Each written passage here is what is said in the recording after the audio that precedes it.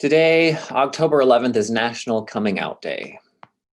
The official day dates back to 1988, and the idea of National Coming Out Day was grounded in the feminist and gay liberation strategy of the personal being political.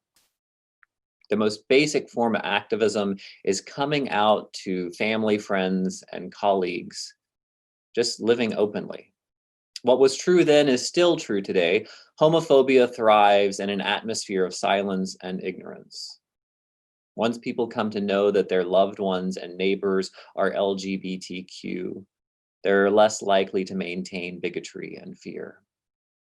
A handful of us Tapestry members have navigated the turbulent waters of disclosing our sexual orientation to others. All of us, though, have at one point or another struggled to understand unique pieces of ourself and figure out how to share that with others. Just in the way coming out as LGBTQ people changes the world by diminishing ignorance and hatred, each of us carries a unique perspective, a story all our own. And when we're able to share that story at the right time, we bring a tremendous gift into the world. Living authentically isn't just about speaking your truth one day, one time. It's much larger and slower than that. As I was thinking about it this week, I realized that sharing our story with the world has three parts, each one a challenge in itself. The first part is simply identifying who you are authentically. In a world that tends to obliterate difference, it can be hard to see the pieces of ourselves that are unique. Once we've recognized those pieces of ourselves, we have to own them. Whether the world made us this way, or genetics or culture made us this way, whether it's popular or fragile or threatening to some, maybe our authentic self scares us a little bit too. But once we've identified some authentic self, it takes a while to fully claim it. Then, after all that, we pick a time and a place to share our story with those who can hear it. I want to talk a little bit more of each of those three pieces. The first challenge is just identifying an authentic self, seeing who we really are and what we offer the world. It's a huge hurdle. From the moment we're born, we're programmed to appease our parents. For several years, our lives literally depend on approval and attention from our parents. And they're just the first people in a long list of folks to appease. Then come teachers and childhood peers, older siblings, playground bullies. Later, we deal with supervisors at work, law enforcement, appearing attractive to a mate. And some of us navigate assimilating into a new culture. There's a tremendous amount of pressure throughout life to appease others in order to thrive, or sometimes even to survive, literally. It's no wonder it gets hard to see the pieces of ourselves that might not be just like everyone else, or even unpleasant for others.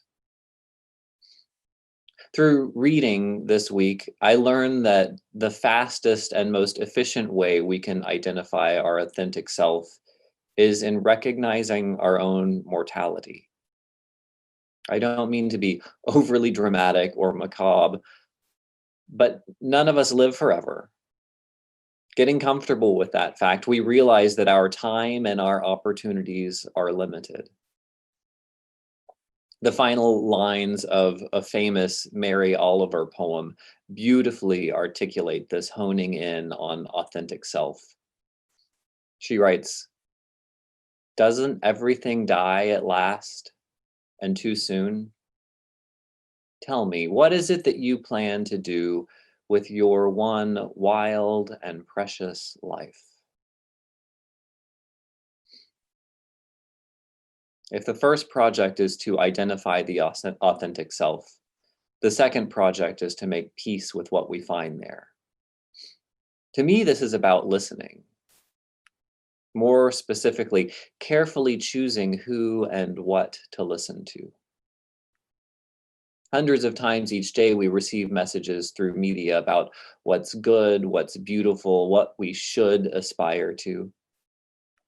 Sometimes the messages of who we should become directly come from the opinions of other people. There's so much noise to block out just to listen for a moment to that still small voice within. Nurturing your authenticity might also include listening to a few very close friends that are carefully chosen. Hopefully, you have one or two people in your life who encourage you toward embracing your whole self. These sorts of people are rare, but they are worth gold. When you identify them, listen. Let their loving encouragement drown out the teeming din of other opinions. If the most precious pieces of us are to thrive, we must be very, very careful about who we listen to. And once we've identified our authentic self and nurtured it a little bit, then finally, it might be time to share ourselves with the world. It's the coming out bit. For a couple of decades, it was the mantra in creating social change that the personal is political. As I mentioned before, National Coming Out Day emerged as a recognition that by telling our stories and reminding other people of who we are, things dramatically changed in the past 20 years.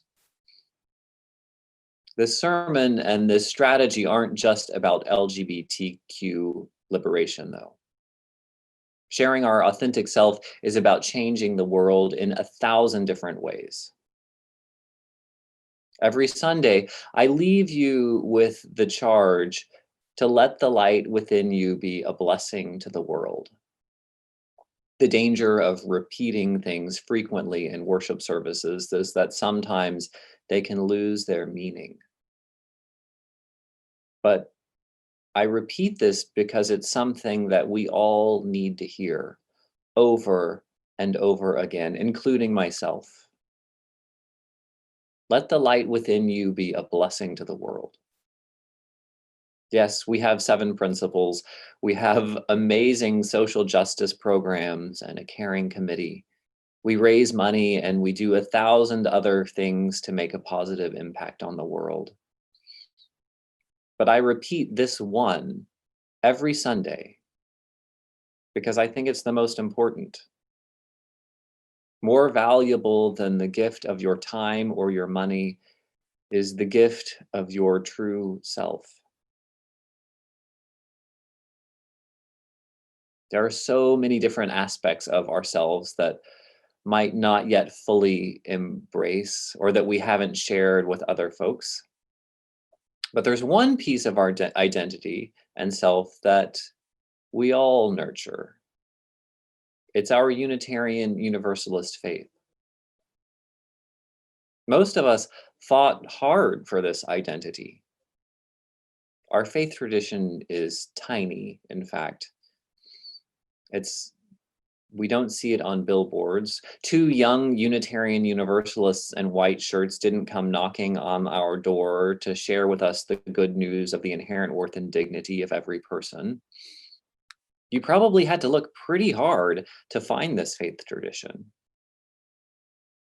And for those of us who grew up in this UU tradition, to continue with it into adulthood, we had to choose over and over, not stepping toward a better worn path of a larger religious tradition or no tradition at all. I don't want to suggest that we're some kind of religious martyrs for our beliefs, but they are unpopular.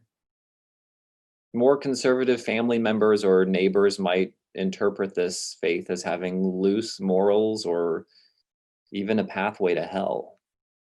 On the far other end of the spectrum, for liberal, non-religious friends, Unitarian Universalism is kind of out there. It's all touchy-feely, and they may even say it's a waste of our time and money. If it's important to you, as it seems to be, just keep in mind that this part of your identity will require some nurturing. From time to time, there might be opportunities to share it with others who are ready to appreciate it for what it is.